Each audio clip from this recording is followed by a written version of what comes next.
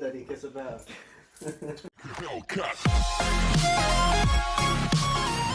Hi, my name's Richard, aka Reptile Rich. I want to invite you into the world of living with exotic animals as pets, taking you on a journey to inspire the conservation and preservation of these amazing creatures and their habitat around the world.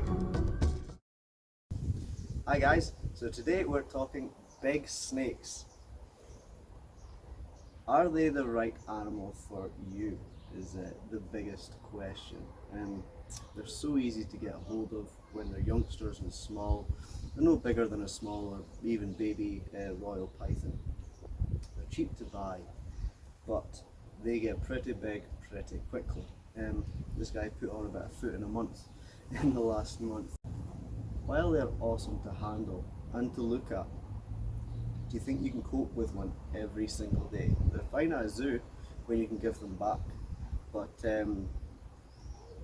if you're buying a snake with a big snake, I mean a monster snake, if you're buying a monster snake for the sake of having a monster snake, the novelty is going to wear off really quickly. You've got to find monster prey items for that big snake. You have to clean up monster poops. Every time you want to take it out, you've got to get a friend round.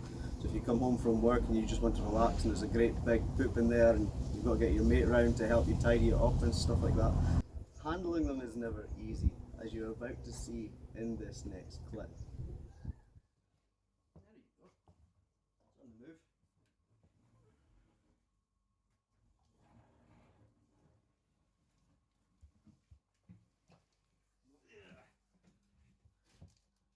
Big, heavy ass boy. There you go, big lad. Maybe we just take direct him I'll get to where we want him.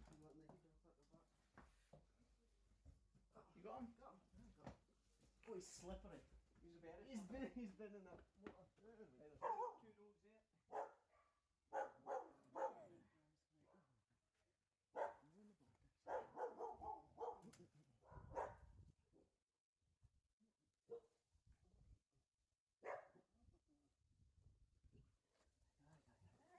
Oh, he's so slippy. So slippy. Yeah, let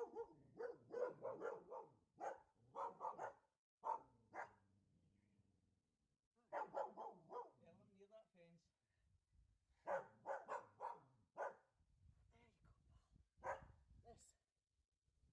This is a big snake. Oh, there we go. There we go. African rock python. It's a monster. I'd say it's close to shed actually. He's very close to shed. Yeah, he's dull. He's looking dull. So these guys are from Africa. A lot of farmers kill royal pythons, thinking they're killing an African rock python. Yeah. What they don't realise is both species keep pest population down. Rats, all that kind of stuff, which keeps disease down, saves their crops. But yes, they have been known to take the odd local dog, and are rumoured to take people as well. But in all honesty, this is about as big as they get. And I don't really think that could fit a person inside of him. Nah. As big as he is.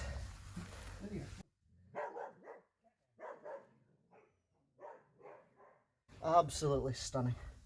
Not to be confused with the Burmese python when you're buying snakes.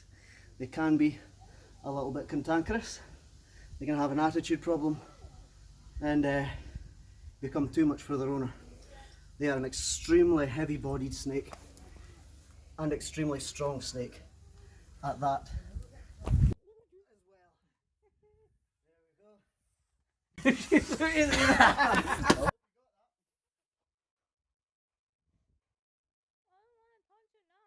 As we're talking about cantankerous snakes, I think I'd get one. It'd be, yeah. Do you know something would be as well taking his box out and just getting him in his box out here? Yeah. So you guys seen that African rock python there? Took a swing or two. Now that snake was in shed, or in the very early stages of shed, and had just been moved. That wasn't actually Paul's snake, he was just taking it as a halfway house before it went on to its new owner. It had only arrived a couple of days before. But as you can see, that reading a big snake is even more important than reading a small snake, because a bite is a hell of a lot worse.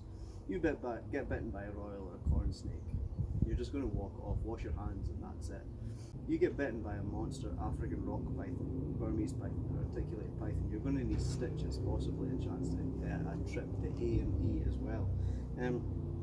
So the stakes are a lot higher as well with your bigger animals. It's extremely important to read them right, because their prey items are about the same size as your hand or arm, if not bigger. So you really need to watch what you're doing with one. Like I say, they're too cheap to buy, in my opinion. Now, you don't need a monster snake to have a big snake. There are plenty of big snakes, carpet pythons, boas, things like that, that are still very impressive. Marley here is only about 5.5, 6 foot, and people still come into my house and like, wow, that's amazing, that's a huge snake. So you don't need a big snake, a monster snake, to have a big snake. There are plenty of other more amazing and manageable animals, because when you've got a 15 plus foot snake, it's going to need a full room to itself, pretty much. Now guys, I want to make it very clear that I am not trying to scare anyone off owning one of these amazing animals, because they are awesome. I just want people to be aware of what they're getting into, and I really want you to think before you buy one. Do not buy a monster snake on an impulse, because it probably won't end well. You need a lot of money for them and a lot of space for them. If you guys have that, by all means, I would always highly recommend a Burmese python like Hunter here, because his temperament, he's very calm, amazing. They're basically a giant royal python.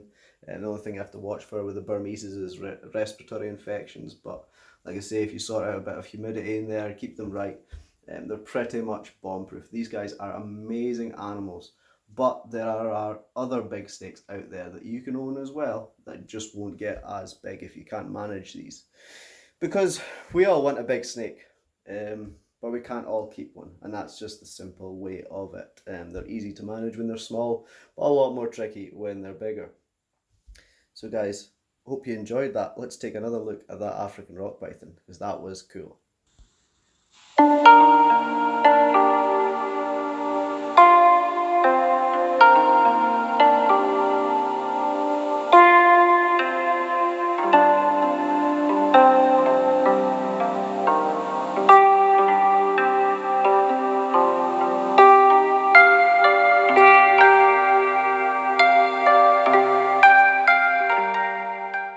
Guys, I hope you liked that.